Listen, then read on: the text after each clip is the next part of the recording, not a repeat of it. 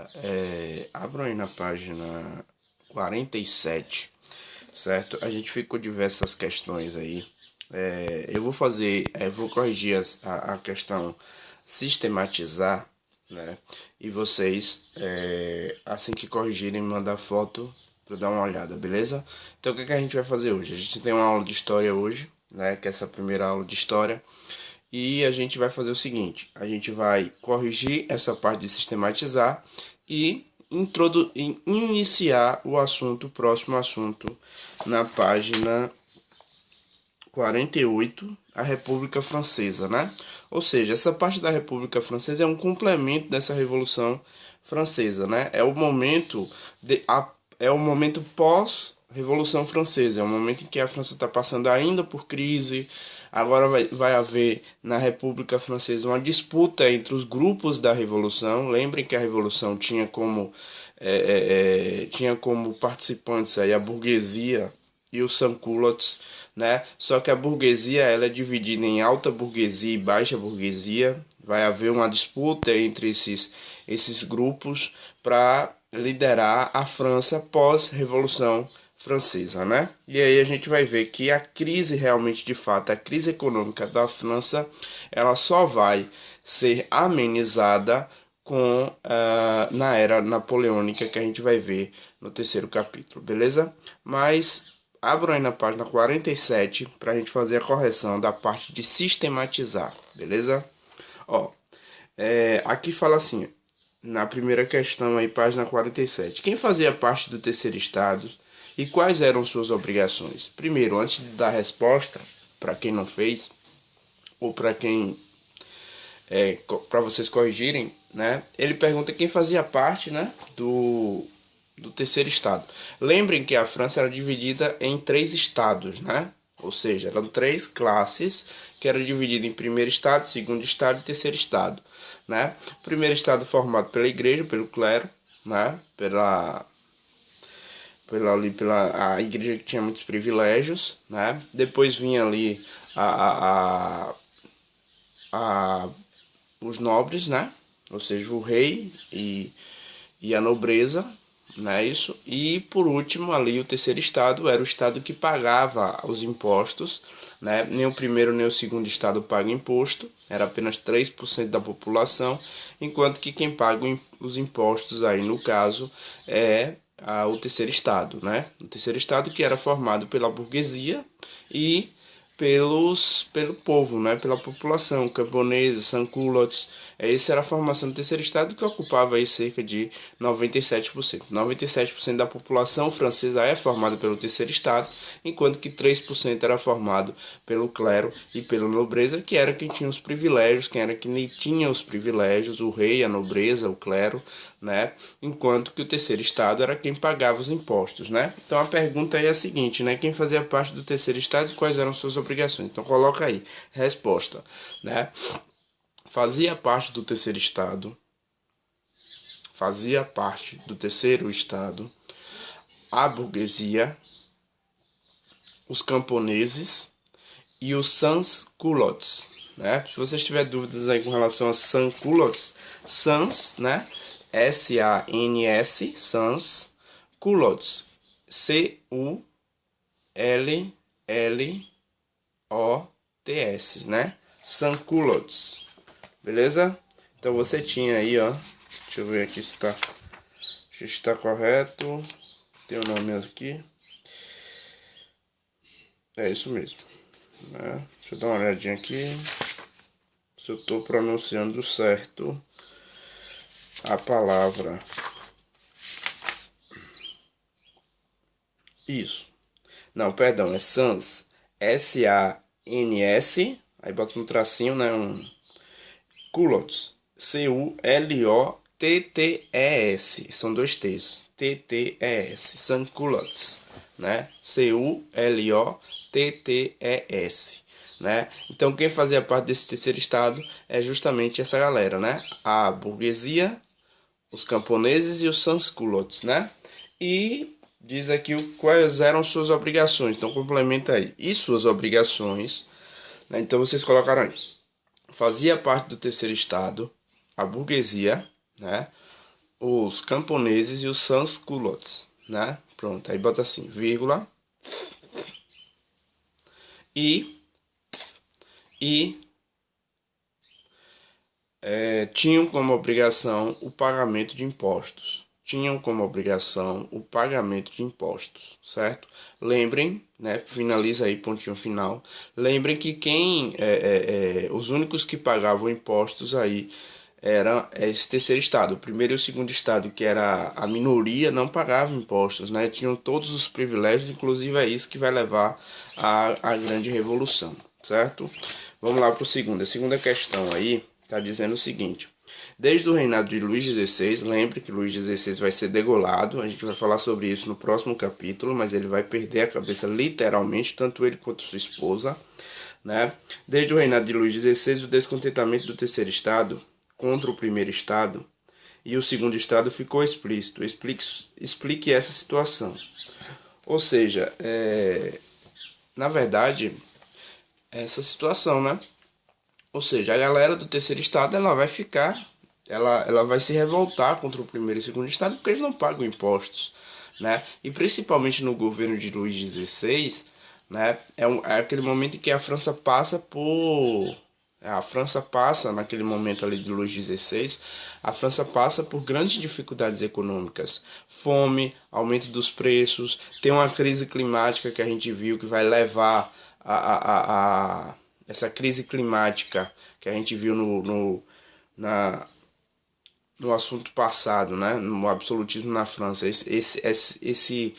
essas crises climáticas um pouquinho antes da Revolução Francesa, ela também vai fazer com que a situação econômica piore, porque você vai ter uma crise econômica aumentada, ou seja, o trigo ele vai aumentar o preço, porque ele diminui a produção, aumenta-se o preço, e aí, a partir do momento que o trigo aumenta o preço, o que é que você tem aí? Você tem o aumento principalmente dos produtos que é feito com trigo, principalmente o pão, né? O pão francês, o famoso pão francês que a gente chama aqui de pão de sal, né? Aquele pão francês, ele é a base alimentar da população mais pobre na França. E com o aumento do trigo, esse pão ele fica caríssimo e a população não consegue mais sequer comprar pão para comer, né? Então vai ter a fome, vai ter a miséria, e aí vem o descontentamento contra o primeiro e segundo estado, porque eles não pagam impostos, né? Ou seja, essa galera que está passando fome, que está numa crise terrível, é quem está pagando imposto, é quem está mantendo o privilégio do primeiro e segundo estado. Isso gera um descontentamento contra o primeiro e segundo estado. Então coloca aí a resposta, coloca assim: o terceiro estado estava passando por dificuldades. O terceiro estado estava passando por dificuldades.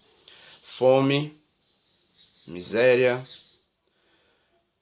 pagamentos de altos impostos, fome, miséria, pagamento de altos impostos, e existia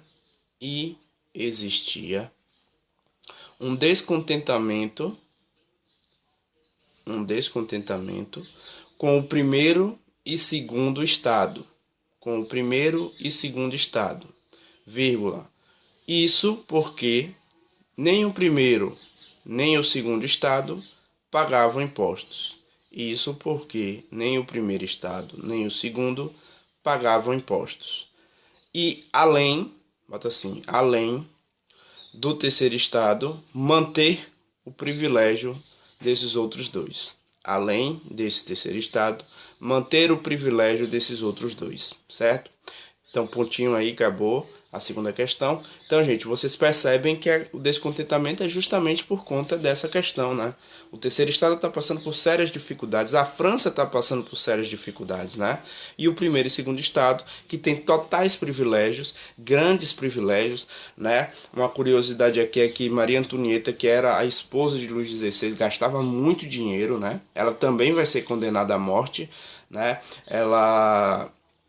Na verdade, Luís XVI e a sua esposa tentam fugir da França durante a Revolução, são considerados traidores e acabam sendo condenados por pressão dos jacobinos, que a gente vai ver mais à frente quem é esses caras, né?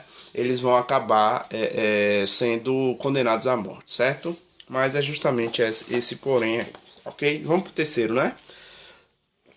Como as ideias iluministas eram divulgadas na França, na verdade as ideias iluministas eram divulgadas na França através de como é que panfletos, né? Eram feitos vários panfletos, né? E eram distribuídos na cidade, né?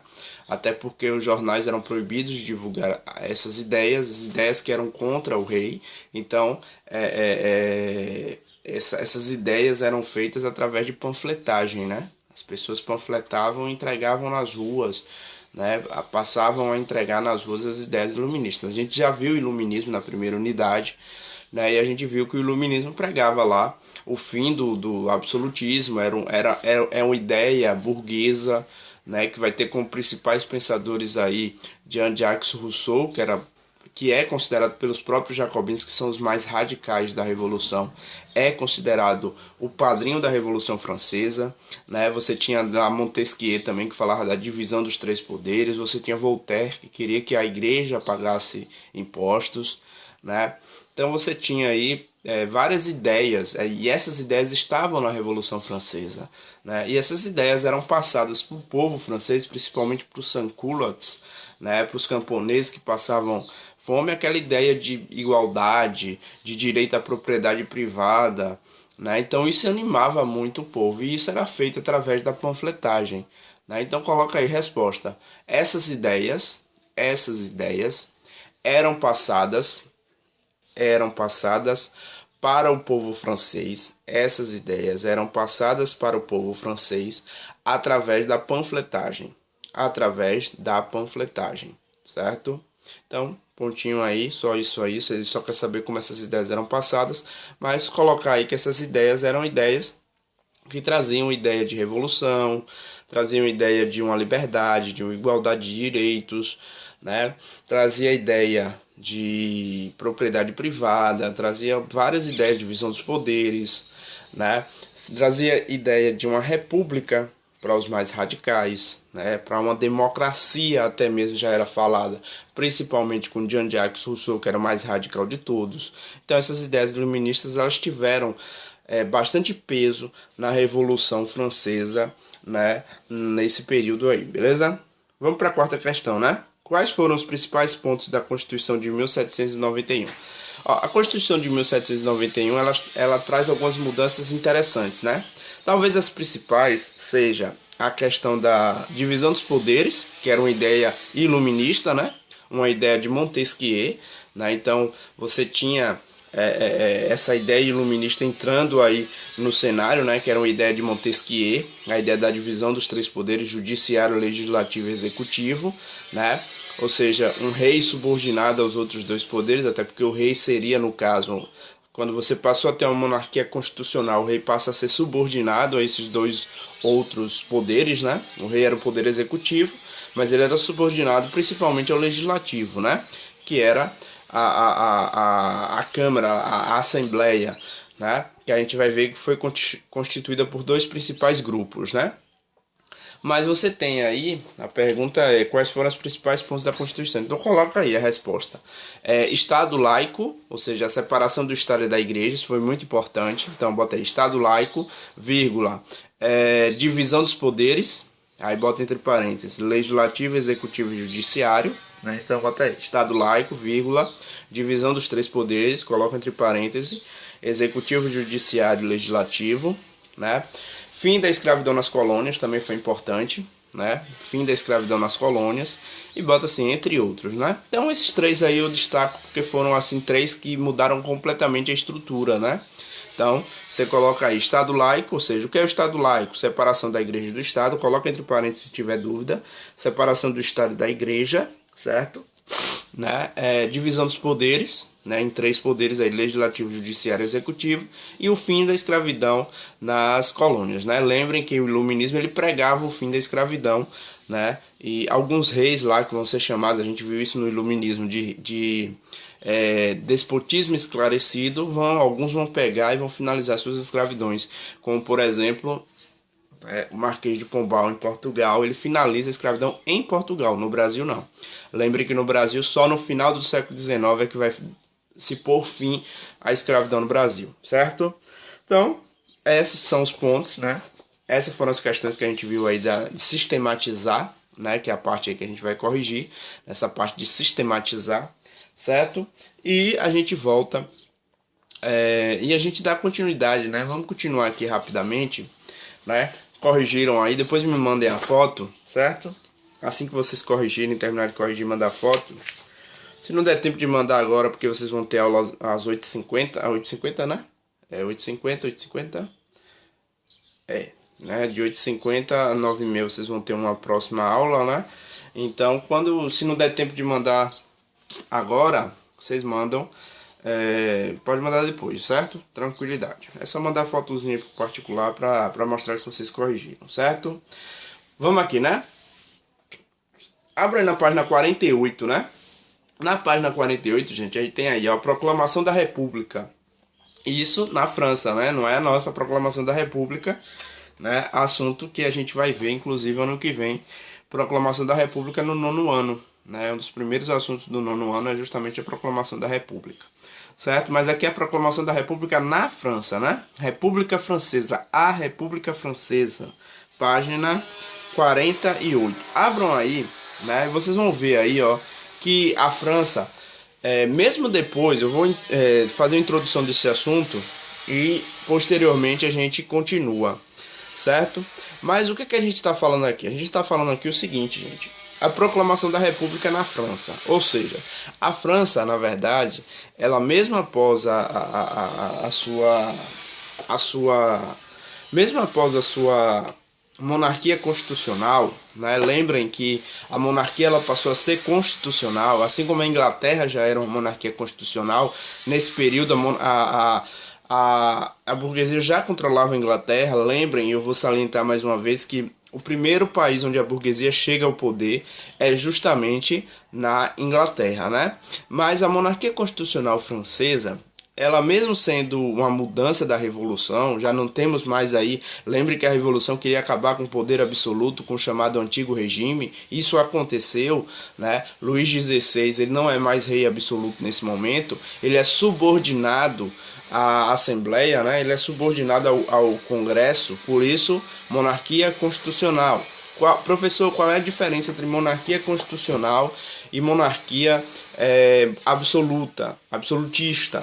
Gente, a monarquia absolutista, o rei tem todos os poderes, ele não deve satisfação a ninguém, ele é o poder. Lembre que tinha a ideia de que ele tinha o poder divino dos reis, né? Que era uma ideiazinha aí que a gente viu lá atrás, né? Uma ideia de alguns pensadores aí, principalmente dois, né? Jacques Bossuet e Jean Baudin, foram dois caras aí que pregaram essa ideia de que existia um poder divino dos reis, né? Então, você tinha essa ideia. Na monarquia constitucional, você não tem esse tipo de poder absoluto. Na verdade, na monarquia constitucional, o rei ele é subordinado, né, ao parlamento, ao congresso, né, à assembleia, né, ele é subordinado a essa galera, ele é o poder executivo, mas ele vive em equilíbrio. Lembre que essa ideia de Montesquieu, que é uma ideia iluminista, a ideia da divisão dos três poderes é do equilíbrio entre os poderes. A gente está vendo um pouco no Brasil aí uma crise entre os poderes, mas o que prega a ideia de Montesquieu é o equilíbrio entre os poderes. Não tem nenhum poder acima do outro, eles são equilibrados. Então o rei dependia do Congresso, né? Então é um avanço, né? Não é mais um poder absoluto, que era justamente o que o iluminismo combatia, o chamado Antigo Regime, né?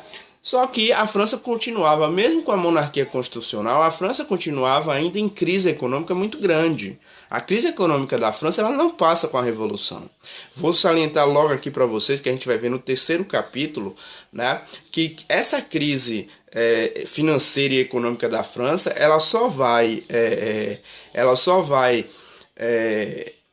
ser sanada com Napoleão Bonaparte. A partir do próximo capítulo a gente vai ver a era napoleônica, a gente vai ver que isso vai acontecer. A industrialização francesa se torna forte, né, se torna um país muito potente com Napoleão Bonaparte. Mas nesse período de monarquia constitucional, a crise continua.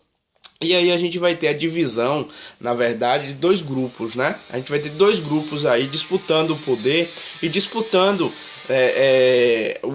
os rumos que a França tomará pós-Revolução Francesa, né? De um lado você vai ter a alta burguesia, né? Que é chamados de girondinos, é a alta burguesia, a burguesia mais enriquecida, os comerciantes mais fortes, né? E do outro lado você vai ter os jacobinos, né? Que é a baixa burguesia, certo? Essa galera, elas sentavam no Congresso, na Assembleia ali, em lados opostos, né? Os jacobinos sentavam do lado esquerdo e os girondinos do lado direito, né?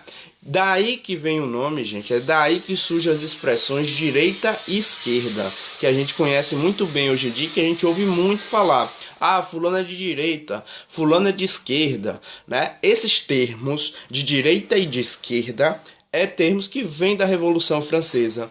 Então daí vocês veem que história é a coisa mais gostosa mesmo, maravilhosa, né? Porque a história explica tudo que a gente vive hoje. Por isso que muita gente pergunta, professor, por que a história é importante? Gente, a história explica o que a gente vive. Hoje a gente ouve muito falar em direita e esquerda. Isso de direita e esquerda surgiu justamente na Revolução Francesa. Os girondinos, que eram mais conservadores, sentavam à direita, né? À direita, né? Direita. Os jacobinos à esquerda. Daí o termo direita e esquerda que a gente usa muito hoje em dia. Os jacobinos, vamos lá, vamos ver quem eram os jacobinos. Jacobinos eram uma baixa burguesia, baixa e até média burguesia. Eram aqueles comerciantes não tão enriquecidos, comerciantes mais menos fortes, né, podemos dizer assim, que não tinham tantas condições financeiras, mas eram burguesia, era baixa burguesia, né? Aqueles que sofriam mais para pagar impostos, aqueles que tinham mais dificuldades para pagar os famosos impostos, né? Beleza. A baixa burguesia, mas tinha uma galera aí também, tinha os profissionais liberais. Gente, o que são profissionais liberais, professor? Profissionais liberais, gente, médico, advogado, dentista, todos esses profissionais são chamados de profissionais liberais, né? Essa galera fazia parte dos jacobinos, além da participação dos sans-culottes, né? Sans-culottes. Né? Os sans-culottes, gente, culottes era uma calça que a nobreza vestia. Era isso que diferenciava quem era nobre de quem não era. Uma calça branca, tipo uma calça leg, né? Tipo, depois eu vou botar uma imagenzinha para vocês, né? Quando eu vou fazer na próxima aula, eu vou complementar esse assunto, eu boto uma fotozinha para vocês no slide para vocês darem uma olhada, certo? Mas quem tinha esse culottes, né, eram os nobres, né? E quem não tinha era o chamado de sans-culottes, sem culottes, sem essa calça.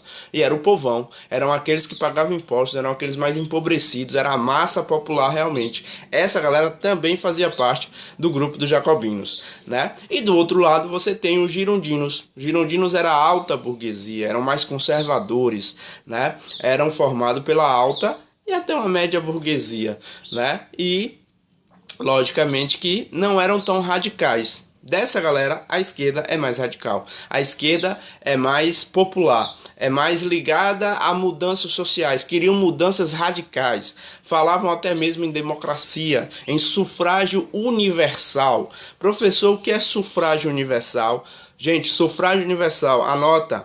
Sufrágio universal significa que todos da sociedade podem votar. Certo? Isso significa sufrágio universal. Os girondinos não. Os girondinos eram a favor de um voto censitário. O que é voto censitário? O voto que depende da renda, porque excluía boa parte da população. Então, enquanto os jacobinos queriam sufrágio universal, os girondinos queriam voto censitário pela renda. Beleza?